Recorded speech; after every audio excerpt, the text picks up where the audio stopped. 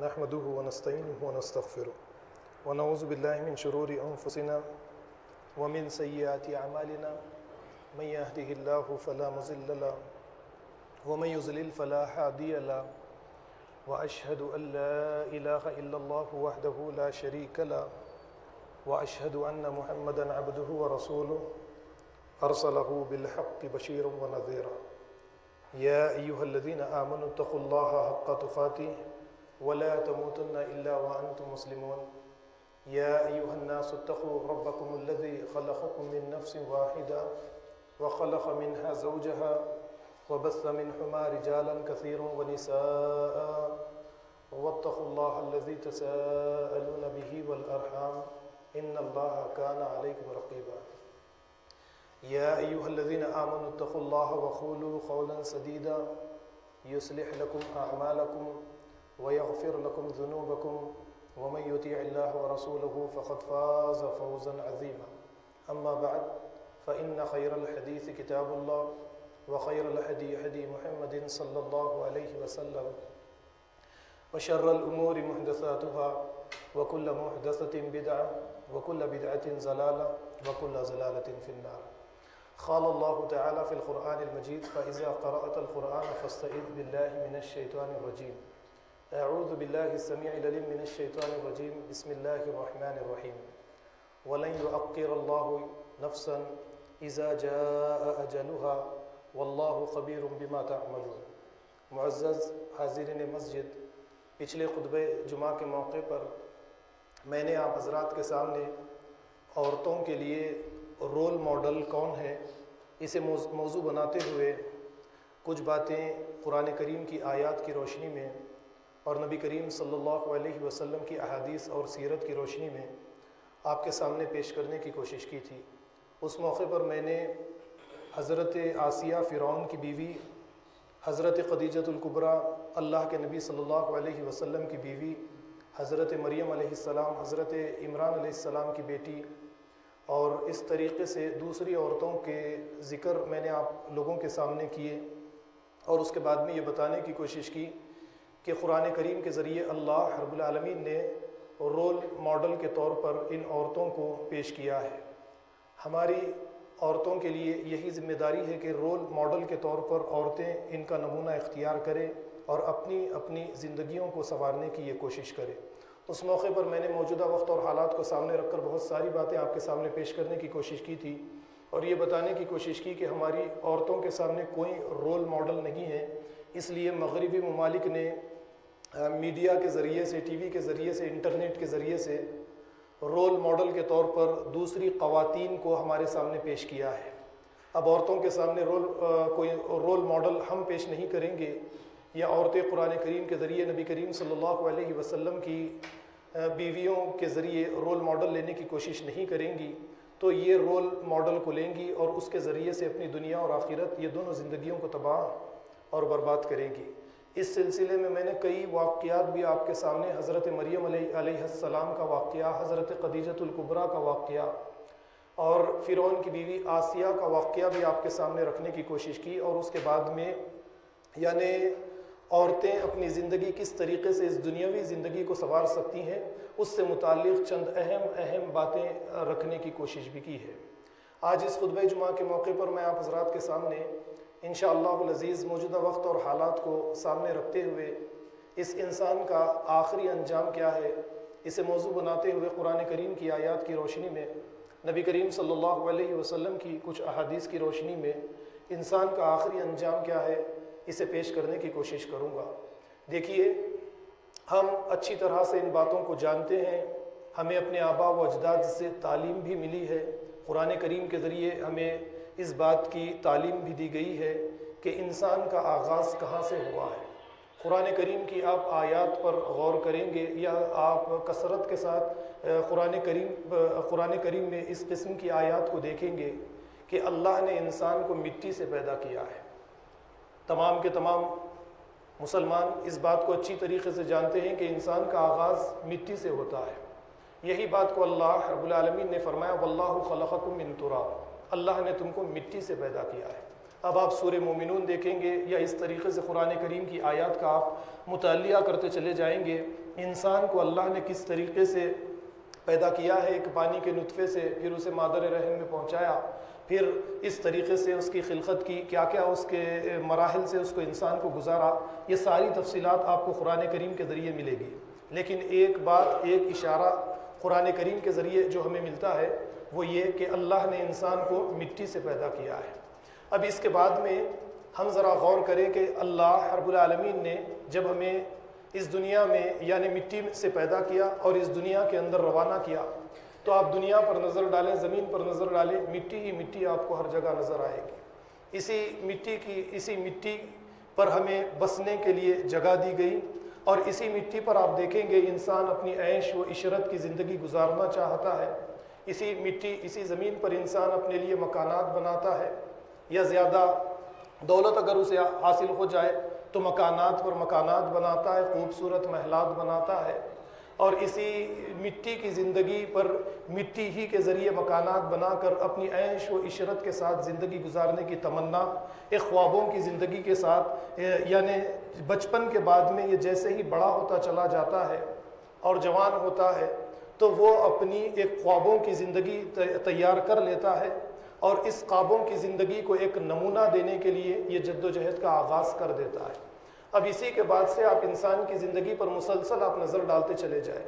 یا ہماری اپنی زندگیوں پر آپ نظر ڈالتے چلے جائیں، یا ہمارے آبا و اجداد کی زندگیوں پر نظر ڈالتے چلے جائیں، یا ہماری اولاد کی زندگیوں پر نظر ڈالتے چلے جائیں، ہمیں پتہ چلے گا کہ قرآن کریم نے صاف واضح طور پر انسان کے سامنے یہ پیغام پیش کر دیا، انا جعلنا ما علی الارض زینۃ اللہ، اس زمین پر جو کچھ ہے اللہ نے انسان کے لیے زینت بنایا ہے، لنبلوہم ایہم احسن عملا، تاکہ اس کا امتحان لیا جائے کہ اس دنیا کے اندر کون اللہ کے بتائے ہوئے راستے کو اختیار کرتا ہے اور کون اللہ کے راستے کو ترک کر کے شیطان کے راستے کو اختیار کرتا ہے۔ لیکن زیادہ تر آج سے اگر ہم 100 سال پیچھے، 50 سال پیچھے اگر ہم چلے جائیں گے تو آپ اچھی طرح سے جانتے ہیں کہ دنیا نے اتنی ترقی حاصل نہیں کی تھی۔ جو چیزیں آج میرے مکانات میں، آپ کے مکانات میں جو چیزیں عیش و عشرت کی، جو سامان آج میرے اور آپ کے مکان میں موجود ہے، اگر 100 سال 80 سال پیچھے آپ چلے جائیں تو آپ کو یہ جان لینا چاہیے کہ بادشاہوں کے، مالداروں کے مکانات میں بھی یہ چیزیں موجود نہیں تھیں۔ لیکن ایک سائنسی انقلاب آیا، اس انقلاب نے یعنی دنیا کو ایک ایسی ترقی دے دی کہ وہ چیزیں جو 100 سال پہلے بادشاہوں کو مہیا نہیں تھی،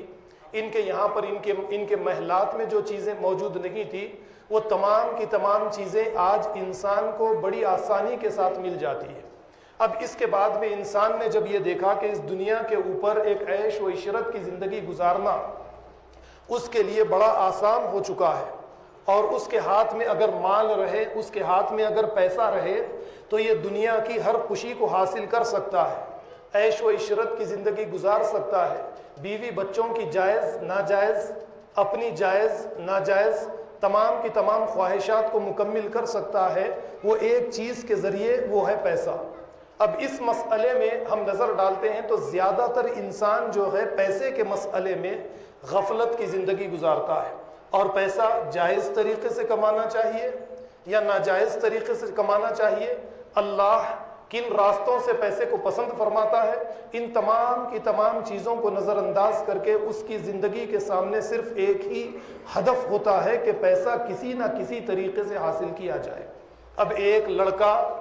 ایک انسان اس دنیا کے اندر جوان ہوتا ہے، وہ للچائی ہوئی نظروں سے دوسروں کے مال کو دیکھتا ہے، دوسروں کی جائیداد کو دیکھتا ہے، ان کی لگژری لائف کو دیکھتا ہے، اور اس سے متاثر ہو کر اس کے دل کے اندر یہ ارمان پیدا ہونے لگتے ہیں کہ ٹھیک اسی طریقے کی زندگی میں گزاروں۔ اب اس طریقے کی زندگی گزارنے کے لیے یہ حرام کی زندگی اختیار کرتا ہے، حرام ذرائع سے پیسے حاصل کرتا ہے، اور دن بدن آپ دیکھتے چلے جائیں، مال پر مال یہ کماتا چلا جاتا ہے، اور جب یہ مال حاصل کرتا چلا جاتا ہے تو دیکھتا ہے کہ جو بے گھر تھا کچھ سالوں کے بعد میں یہ ایک گھر کا مالک ہو گیا۔ اب جیسے ہی گھر کا مالک ہوتا ہے تو دوسری خواہشات اس کو پھوٹتی چلی جاتی ہے، اور اس کے بعد میں یہ چاہتا ہے کہ کوئی گاڑی حاصل ہو جائے، مکان کو زینت یعنی خوشنما بنا لیا جائے، ایک مکان کے بعد میں 2 مکانات کی تیاری کی جائے، اور دوسرے مکانات کے بعد میں پھر اس کے بعد میں آپ جانتے ہیں کہ اپنی تجارت کو پھیلانا چاہتا ہے، اور دیکھتے ہی دیکھتے کئی پراپرٹیوں کا یہ دن بدن مالک پر مالک بنتا چلا جاتا ہے۔ لیکن ساتھ ساتھ یہ جو دن، ایام، راتیں اس کی گزرتی چلی جاتی ہیں، اس پر یہ کبھی توجہ نہیں دیتا کہ دن بدن اس کی زندگی قبر سے قریب، آخرت کی زندگی سے قریب ہوتی چلی جا رہی ہے، اور ایک ایک دن، ایک ایک لمحہ، ایک ایک منٹ، ایک ایک گھنٹہ اس کی زندگی کا دن بدن کم ہوتا چلا جا رہا ہے۔ پیسے کمانے میں، بیوی بچوں کی خواہشات کو پوری کرنے میں، اور اس طریقے سے غرور اور تکبر والی زندگی گزارنے کے لیے یہ دن بدن ایک کمپٹیشن کی زندگی گزارنا چاہتا ہے۔ سوسائٹی کے اندر یہ نظر ڈالتا ہے کہ کوئی اگر مالدار ہے تو میں اس سے زیادہ مالدار بنوں، اور پھر اس کے بعد میں اپنے رسوخات، اپنے تعلقات، یہ تمام کی تمام چیزوں میں آپ دیکھیں گے کہ انسان دن بدن اضافہ کرتا چلا جاتا ہے۔ جس طریقے کے اس کے رسوخات، جس طریقے کے اس کے تعلقات، اب آپ اس میں آپ سیاسی قائدین کو لے لیجئے، یا پھر اسی طریقے سے آپ اس کے اندر کوئی یعنی حکومتی عہدیداروں سے تعلقات، رسوخات کو آپ لے لیجئے، جب اس کے انسان کے رسوخات کے اندر اضافہ ہوتا چلا جاتا ہے تو اس کی زندگی گزارنے کا طریقہ، اس کا رہن سہن، اس کا لباس، اس کے یعنی ہر چیز کے اندر آپ کو دھیرے دھیرے دھیرے تبدیلی نظر آتی چلی جاتی ہے۔ اس طریقے سے وہ آخرت والی زندگی کو بالکل بھلاتے چلے جاتا ہے، اور اس کے بعد میں کچھ سال گزرتے ہیں، آپ ذرا نظر ڈالیے، ایک لڑکا جوان ہوگا، 20 سال 25 سال کی عمر میں آتا ہے، اور اس کے بعد شادی کرنے کا اس کو خیال آتا ہے، شادی کے بعد میں مکان بنانے کا خیال آتا ہے، بڑی جدوجہد کے بعد میں ایک مکان اپنے لیے تیار بھی کر لیتا ہے، اور پھر اس کے بعد میں کچھ دولت بنا لیتا ہے، 10 سال 15 سال 20 سال کی جدوجہد کے بعد میں اپنی زندگی کو بہترین زندگی کے اندر تبدیل کر لیتا ہے، ایک لگزری لائف کے اندر تبدیل کر لیتا ہے۔ اب اس کے بعد میں جب یہ دولت بنا لیتا ہے تو اس دولت بنانے کے بعد میں اس کی زندگی کے اندر جو تبدیلیاں آتی چلی جاتی ہیں، وہ کبھی اپنے بال سنوارنے کے لیے، اپنا چہرہ بنانے کے لیے آئینے کے سامنے کھڑا ہوتا ہے تو آئینہ اس کے سر پر کچھ سفید بالوں کو اسے دکھاتا ہے، داڑھی میں یا مونچھ میں کچھ سفید بالوں کو اسے دکھا کر اس بات کا اشارہ دیتا ہے کہ ان قریب کچھ ہی سالوں کے بعد میں، کچھ ہی دنوں کے بعد میں ایک انجام کو تمہاری زندگی پہنچنے والی ہے۔ اس سے پہلے جو زندگی تم نے اختیار کی ہے، اس زندگی کو ترک کرو اور آخرت کی زندگی کو بنانے کے لیے کچھ تیاری کر لو۔ لیکن جس طریقے سے شیطان نے ہمارے باپ آدم کو، ہماری ماں حوا کو جنت میں بہکایا، جنت سے باہر نکالا، یہ شیطان اس موقع پر تیار کھڑا رہتا ہے۔ فوسوس لہم الشیطان، وسوسے ڈالتا ہے کہ بال سفید ہو رہے ہیں، لہٰذا قذاب لگا کر انہیں کالے کر لو، اپنے بڑھاپے کو اس چیز کے ذریعے چھپا لو، اور اپنے دل کو اس بات کا اطمینان دے لو کہ تمہارے یہاں پر بہت زیادہ دولت ہے، کوئی بیماری اگر تم کو آئے گی تم علاج کروا کے مال کے ذریعے سے اپنے آپ کو درست کر سکتے ہو، اور اس طریقے سے تم مال کے ذریعے سے اپنی دنیاوی زندگی کے اندر ترقی بھی کر سکتے ہو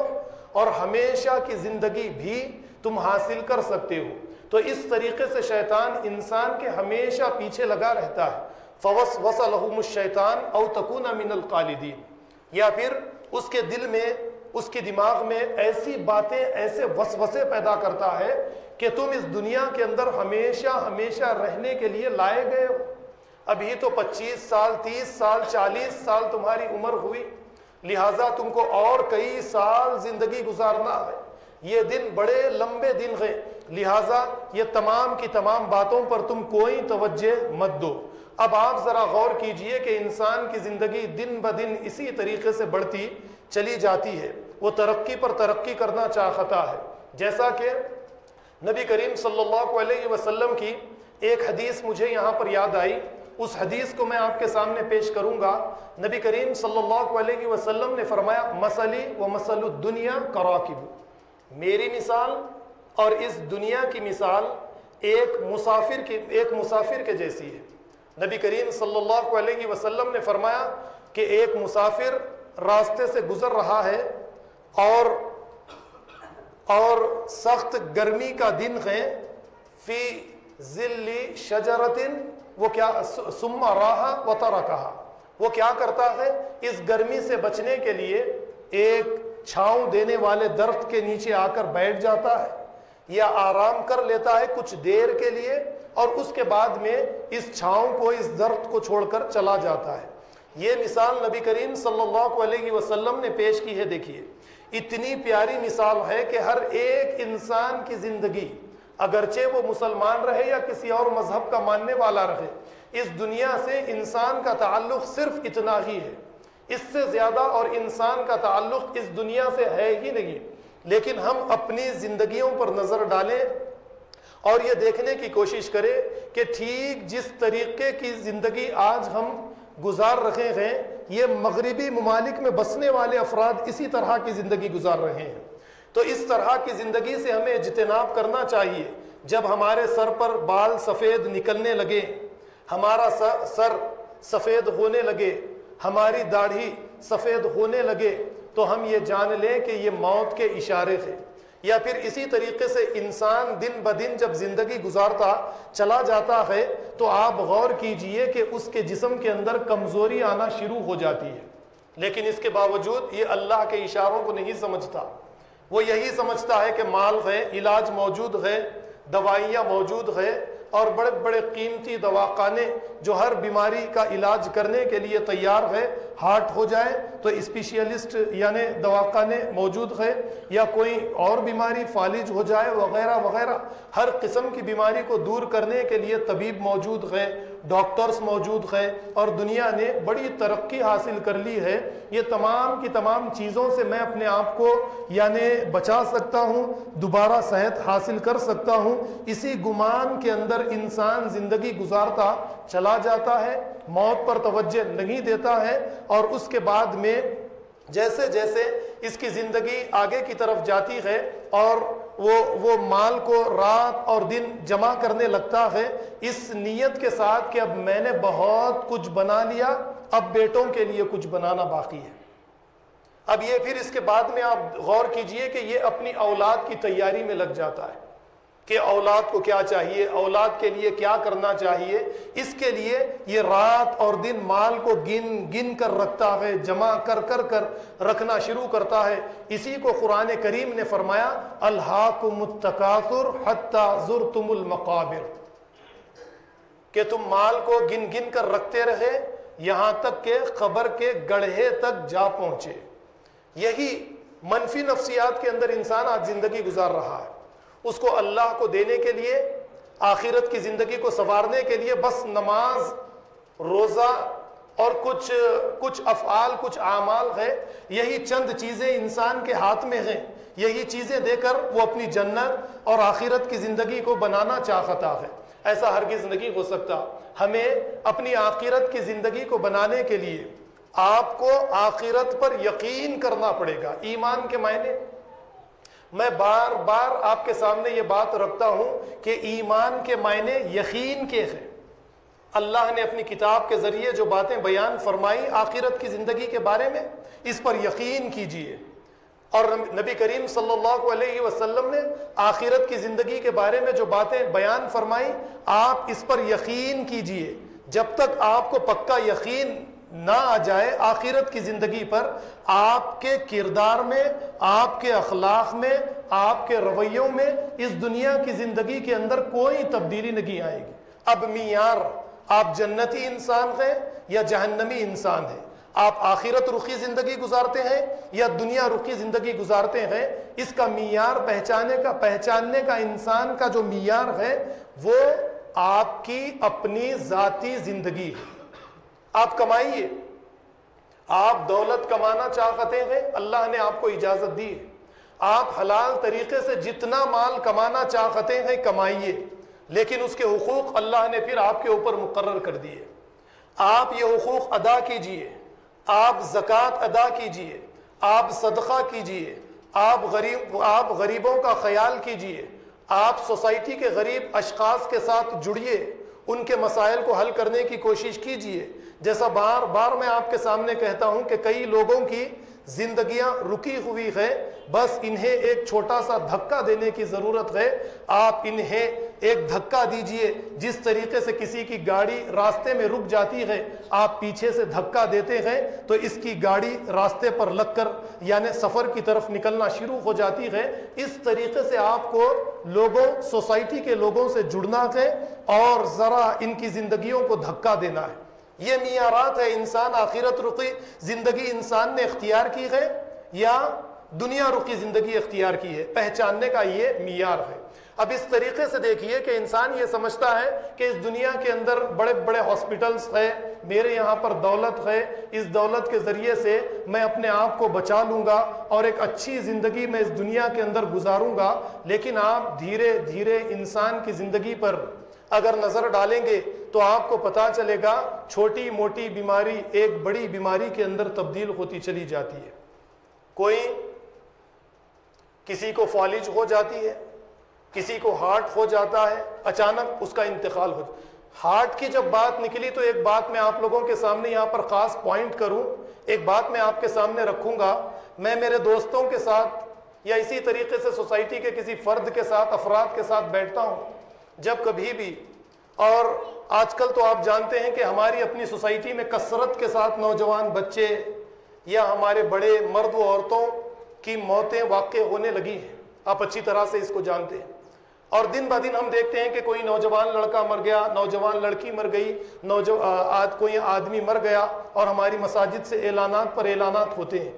اب اس کے لیے صرف ہماری زبان سے ایک بات نکلتی ہے کہ موت کا وقت مقرر ہے، اللہ کی مرضی ہے، تو آپ یہ اچھی طرح سے یہ بات جان لیجئے کہ تقدیر کے سلسلے میں رمضان المبارک کے موقع پر میں نے ایک درس آپ کے سامنے پیش کیا تھا، اور اس موقع پر لیلۃ القدر کو سامنے لے کر میں نے ایک اہم بات آپ کے سامنے یہ پیش کی کہ تقدیر ہر سال اللہ رب العالمین آپ کی تبدیل کرتے ہیں۔ آپ جس طریقے کی تقدیر چاہتے ہیں، اللہ تعالیٰ آپ کی اس طرح کی تقدیر آپ کے لیے کر دیتے ہیں۔ یعنی آپ ہر سال ایک درخواست تیار کر کے اللہ کی بارگاہ میں پیش کرتے ہیں کہ مجھے اس طریقے کی تقدیر چاہیے، اللہ تعالیٰ اس پر سگنیچر کر دیتے ہیں۔ وہ کس طریقے سے، اس کو ایک مثال کے ذریعے میں سمجھانے کی کوشش کروں گا آپ کو کہ آپ نے ایک کھلا پلاٹ لے لیا، اب آپ انجینئر کے ذریعے یا آرکیٹیکٹ کے ذریعے آپ اس کا پہلے نقشہ نکالیں گے،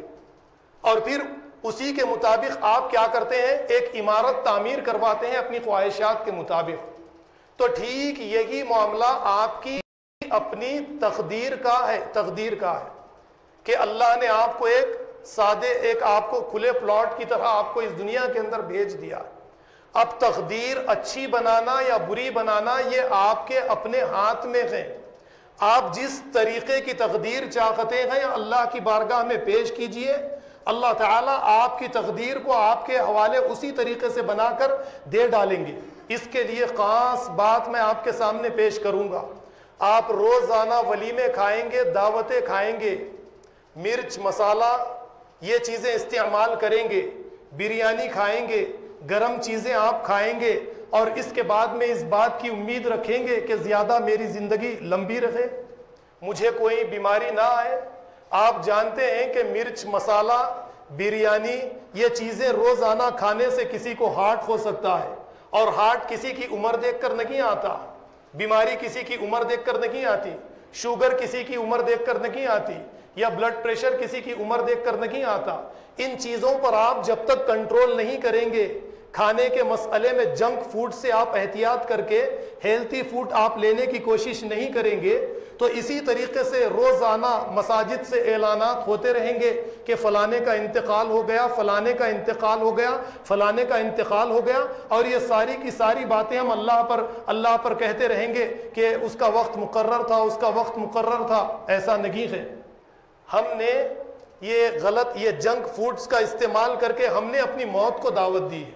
آپ احتیاط کیجئے، میری بات آپ لکھ لیجئے، اگر آپ کھانے پینے والی چیزوں سے احتیاط کریں گے، یہ روزانہ کی دعوتوں سے احتیاط کریں گے، آپ اس غذا کے بارے میں یہ سمجھیں گے کہ یہ غذا آپ کے جسم کے لیے دشمن ہے، یہ سمجھ کر آپ اس سے احتیاط کریں گے اور زیادہ تر گھر کا کھانا استعمال کریں گے، تو آپ دیکھیے کہ آپ کی حیات میں، میری حیات میں، ہماری سوسائٹی میں جو ہے یہ جو موت واقع ہو رہی ہے، اس کے اندر کمی آپ کو خود بخود کچھ ہی سالوں کے اندر نظر آئے گی۔ یہ میرا موضوع نہیں ہے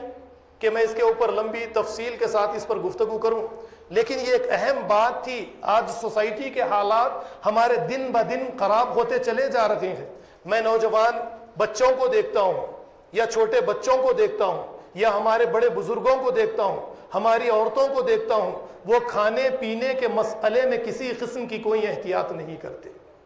ہر ہفتے میں 1 یا 2 3 دن ہوٹل کو چلے جاتے ہیں۔ روزانہ کی دعوتوں کا تو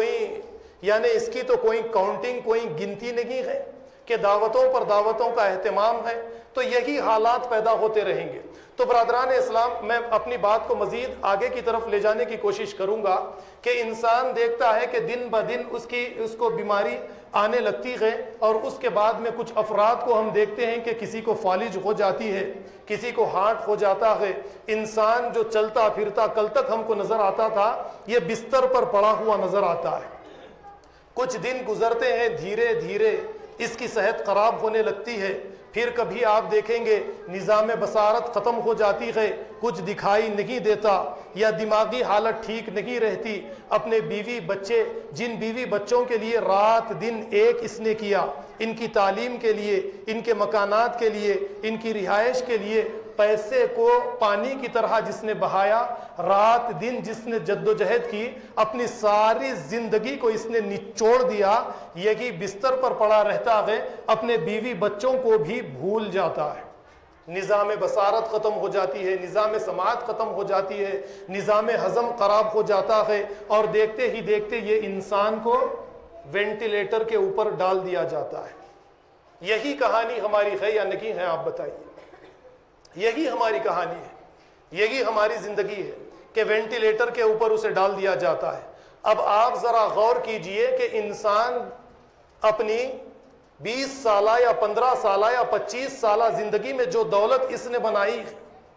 جو جد و جہد، جو رات اور دن ایک کر کے اس نے محنت جمع کی ہے،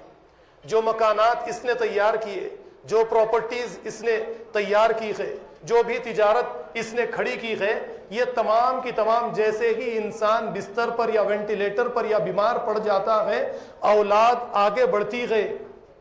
بچے آگے آتے ہیں، اور اس کے بعد میں اس مال کو تقسیم وراثت کا مسئلہ لے کر بعض خاندان کے اندر لڑائی اور جھگڑے شروع ہو جاتے ہیں۔ انسان جس نے یہ مال کو کمایا، وہ اتنا بے اختیار ہوتا ہے کہ اپنی زبان سے بچوں کو سمجھا بھی نہیں سکتا، وہ اتنا بے اختیار ہوتا ہے کہ اپنے ہاتھ سے بچوں میں وراثت کو تقسیم بھی نہیں کر سکتا ہے۔ اسی کا نقشہ قرآن کریم سورہ دخان میں کھینچتے ہوئے فرماتا ہے، کم ترک من جنات وعیون وزروع ومقام کریم۔ اللہ تعالیٰ فرماتے ہیں کتنے مکانات تھے، کتنے باغات تھے، کتنے عیش و عشرت کی جگہیں تھی جسے تم نے اپنے ہاتھوں سے بنایا، جسے تم نے اپنا مال خرچ کر کے تیار کیا۔ یہ تمام کی تمام چیزوں کو چھوڑ کر تم آج اس دنیا سے چلے گئے، جس کے اندر تم، تمہارے بیوی بچے، تمہارے رشتہ دار عیش و عشرت کی زندگی گزارتے تھے، اور اسی مال کے ذریعے، جیسے دوسری جگہ پر قرآن کریم دنیا کی زندگی کو لے کر یہ فرماتا ہے، انما الحیات الدنیا زینۃ وتفاخر بینکم اور وتکاثر من الاموال والاولاد۔ اللہ تعالیٰ فرماتے ہیں کہ یہ دنیا کی زندگی کیا ہے؟ یہ دنیا کی زندگی میں تم نے جو کچھ مال حاصل کیا ہے،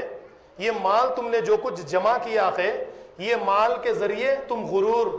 لوگوں کے بیچ میں تکبر کرنا چاہتے ہو۔ تیرا مکان ایسا ہے تو میرا مکان ایسا ہے، تیرے ہاتھ میں موبائل اتنا قیمتی تو اس سے زیادہ قیمتی میرے یہاں پر موجود ہے، تیری سواری اتنی قیمتی تو اس سے زیادہ قیمتی میری سواری ہے۔ یعنی اس طریقے سے انسان ایک کمپٹیشن کی دنیا کے اندر قدم رکھ دیتا ہے کہ ایک انسان دوسرے انسان کو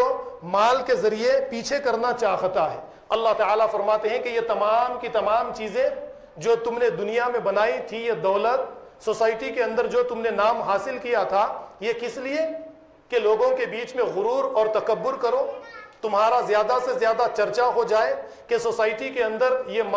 یہ انسان اتنا مالدار تھے، اس کے رسوخات، اس کے تعلقات فلانے سیاسی قائدین کے ساتھ تھے اور حکومتی عہدے داران کے ساتھ اس کے تعلقات تھے، اسی لیے تم نے مال کمایا۔ اور اللہ تعالیٰ فرماتے ہیں کہ مال کی کثرت اور اولاد کی کثرت اس کے سوا کچھ اور نہیں ہے۔ اور یہاں پر دیکھیے سورہ دخان میں اللہ تعالیٰ کیا فرماتے ہیں؟ کذالک وَأَوْرَثْنَاهَا قَوْمًا آخَرِينَ۔ جو مال تم نے اس دنیا کے اندر کمایا، جو کچھ تم نے اس دنیا کے اندر بنایا، یہ تمام کے تمام مال کا ہم نے دوسری قوم کو وارث بنا دیا۔ بچوں کے اندر مال تقسیم ہو گیا، ترکہ وراثت یہ بچے اور بچیوں میں تقسیم ہو گیا، رشتہ داروں کے اندر تقسیم ہو گیا۔ اور اللہ تعالیٰ آگے کیا فرماتے ہیں؟ فما بکت علیہم السماء والارض وما كانوا منذرین۔ ذرا غور کیجئے کہ تمہاری موت پر نہ تو آسمان روئے، نہ زمین روئی، اور نہ ہی تمہیں کچھ وقت کے لیے مہلت دی گئی۔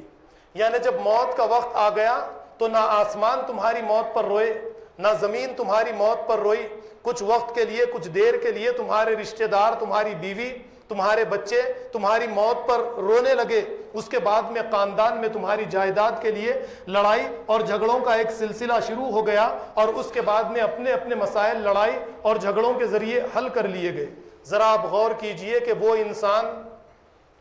جس نے اپنی ساری زندگی جدوجہد کر کے یہ دولت وغیرہ وغیرہ جمع کی ہے، جب یہ انسان مر جاتا ہے تو اس کے جسم سے سب سے پہلے وہ لباس اتار لیا جاتا ہے جس لباس کے ذریعے یہ اپنی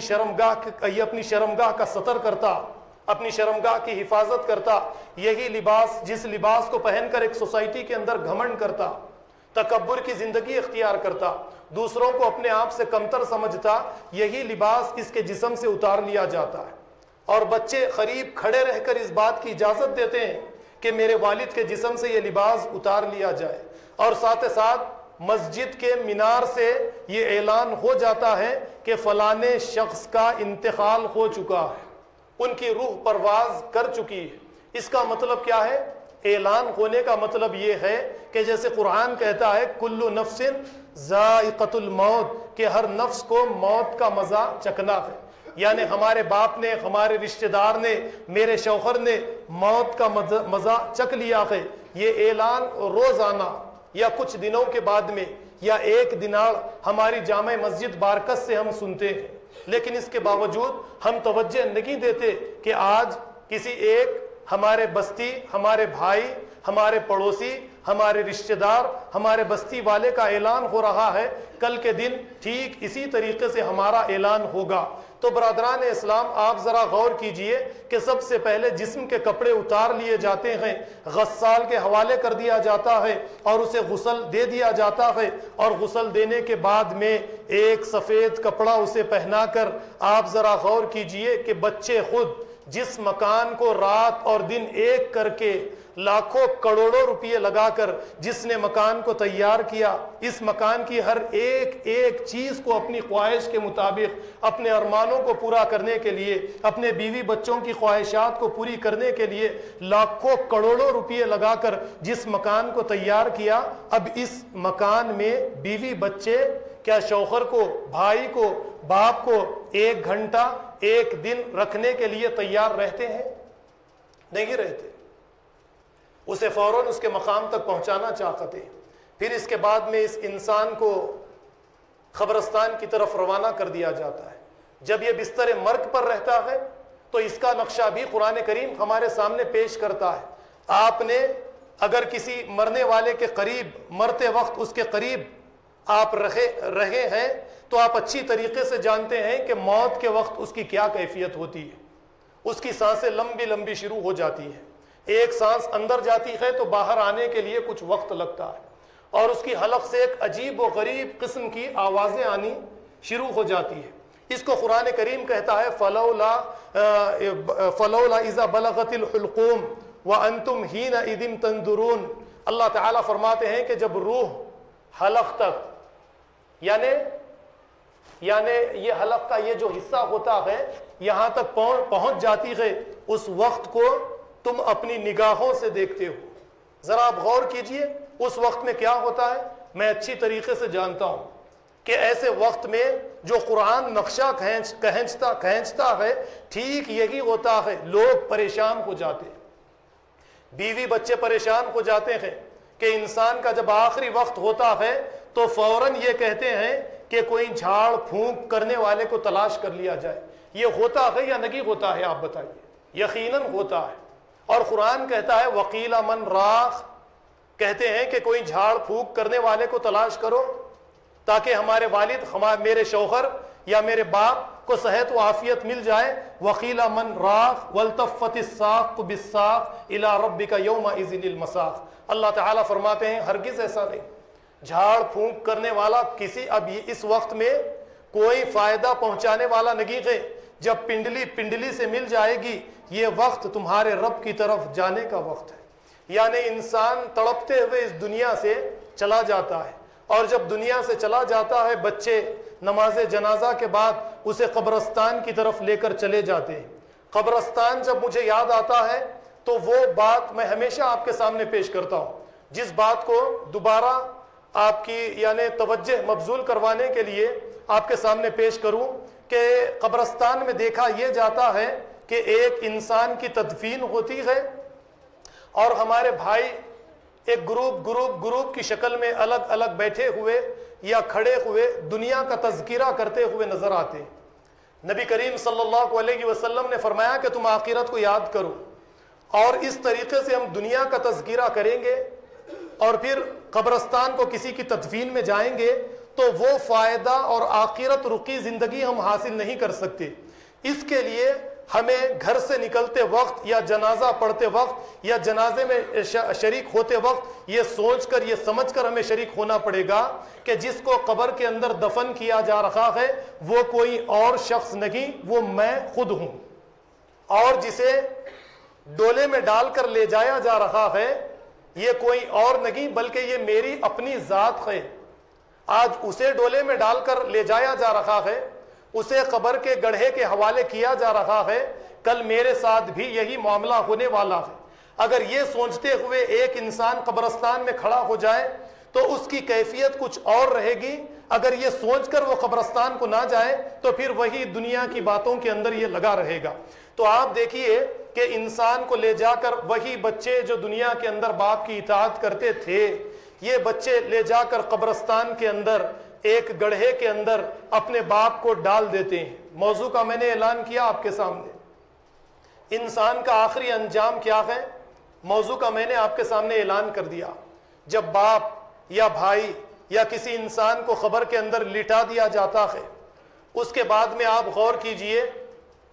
کہ وہی بچے اور وہی انسان جو قبرستان میں موجود ہے اپنے ہاتھ میں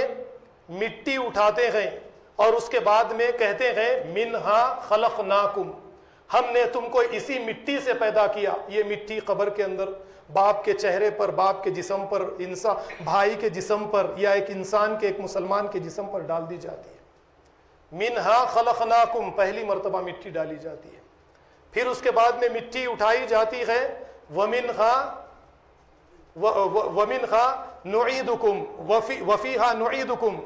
اور اسی میں ہم نے تم کو پہنچا دیا۔ پھر تیسری مرتبہ ہاتھ میں مٹی اٹھائی جاتی ہے، وَمِنْهَا نُخْرِجُكُمْ تَارَةً وَأُخْرَى، اور اسی مٹی سے کل قیامت کے دن ہم تم کو دوبارہ نکال کر کھڑے کر دے والے۔ بس یہی انسان کا انجام ہے، مٹی سے زندگی کا آغاز ہوتا ہے، مٹی میں چلا جاتا ہے، مٹی میں مل جاتا ہے، اسی مٹی سے اللہ رب العالمین کل قیامت کے دن اسے دوبارہ زندگی دے کر نکالیں گے اور حساب و کتاب کے لیے کھڑا کر دیا جائے گا۔ تو یہ 20-30 سالہ یا 35 سالہ زندگی کے لیے اتنی جد و جہد کرنے کی کیا ضرورت ہے؟ آپ بتائیے۔ اصل ہماری زندگی تو آخرت کی زندگی ہے، آخرت کی زندگی کو بنانے کے لیے ہمیں کیا کرنا پڑے گا، ہم کو یہ سوچنا چاہیے۔ نبی کریم صلی اللہ علیہ وسلم کی ایک اور حدیث مجھے یاد آئی، ایک صحابی اللہ کے نبی صلی اللہ علیہ وسلم کی خدمت میں حاضر ہوئے، جاء رجل الی النبی صلی اللہ علیہ وسلم فقال، ایک آدمی اللہ کے نبی صلی اللہ علیہ وسلم کے پاس آیا، کہنے لگا خیلا دلنی علی عمل اذا عملتہ احبنی اللہ واحبنی الناس، کہنے لگا یا رسول اللہ صلی اللہ علیہ وسلم مجھے کوئی ایسا عمل بتائیے جس کے کرنے سے مجھ سے اللہ محبت کرے اور لوگ سوسائٹی کے افراد بھی مجھ سے محبت کرنے والے بن جائیں۔ نبی کریم صلی اللہ علیہ وسلم نے فرمایا ازہد فی الدنیا حبک اللہ، دنیا کی چیزوں سے تو بے رغبت ہو جا، اللہ تجھ سے محبت کریں گے۔ اور پھر اللہ کے نبی صلی اللہ علیہ وسلم نے فرمایا ازہد فیما عند الناس، دیکھ لوگوں کے پاس جو کچھ ہے اس سے بھی تو بے رغبت ہو جا،